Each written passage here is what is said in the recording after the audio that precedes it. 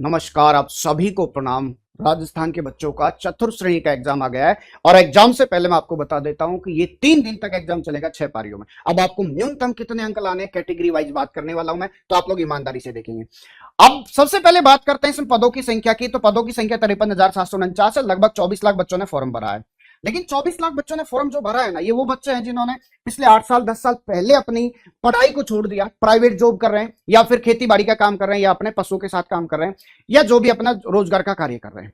इसमें कुछ बच्चे वो भी हैं जिन्होंने अभी 10वीं पास किया या 12वीं पास किया और 18 साल की उम्र होते ही उन्होंने फॉर्म अप्लाई कर दिया। इसका मतलब ये दोनों जो लेवल के जो बच्चे हैं, ये वो हैं जिनका कंपटीशन का लेवल बहुत डाउन है फिलहाल। ओरिजिनल बात की जाए तो लगभग 2.5 लाख बच्चे ऐसे हैं जो वास्तविक रूप से ईमानदारी से लगातार पढ़ रहे हैं, जिनके साथ लगातार कंटिन्यू कंपटीशन होने वाला। मतलब ये कह सकते हैं कि एक पद के लिए लगभग 6 से 7 बच्चों के बीच में कंपटीशन होने वाला है। अब हम पिछले एग्जाम हुए राजस्थान पुलिस के एग्जाम को अगर देखें तो उसमें लगभग 3.5 लाख बच्चों ने एग्जाम दिया।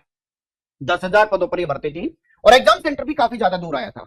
इस वजह से, दूर आने की वजह से बच्चे नहीं जा पाते। इसमें भी 24 लाख बच्चों ने फॉर्म भरा है, लेकिन लगभग 17 से 18 लाख बच्चे फॉर्म भरने के बाद एग्जाम दे पाएंगे।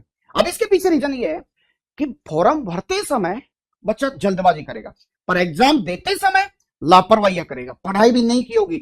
अब किसी का टारगेट राजस्थान पुलिस एसआई का चल रहा है, किसी का कांस्टेबल का था, किसी का टीचर का है। लेकिन चतुर्थ श्रेणी का फॉर्म इसलिए भर दिया ताकि एक साइड में जॉब का ऑप्शन बना रहे। सारे बच्चे एग्जाम में बैठेंगे, इस बात की गारंटी है, क्योंकि फिलहाल सरकारी नौकरी सबसे बड़ा मुद्दा बन चुका है।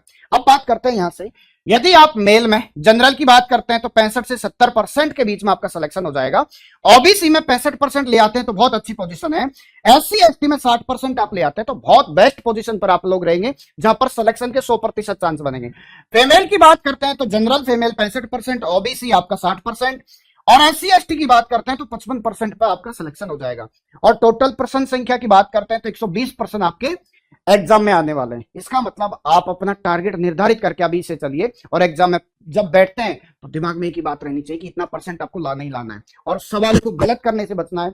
कभी कभी बच्चा क्या करता है, कॉन्फिडेंस डाउन होने की वजह से, घबराहट की वजह से, अंडर प्रेशर की वजह से वो बच्चा जो सवाल सही आता है उसे भी जल्दबाजी में गलत कर देता है। तो जल्दबाजी नहीं करनी आप लोगों को। आप सभी को शुभकामनाएं कि आपको 2025 में सरकारी नौकरी मिले। अपने माता पिता का आशीर्वाद लेकर जरूर जाना, उनका आशीर्वाद कभी आपको धोखा नहीं दे सकता। मेरा प्यारा बच्चा, आप सभी को प्रणाम, आप सभी के लिए शुभकामनाएं।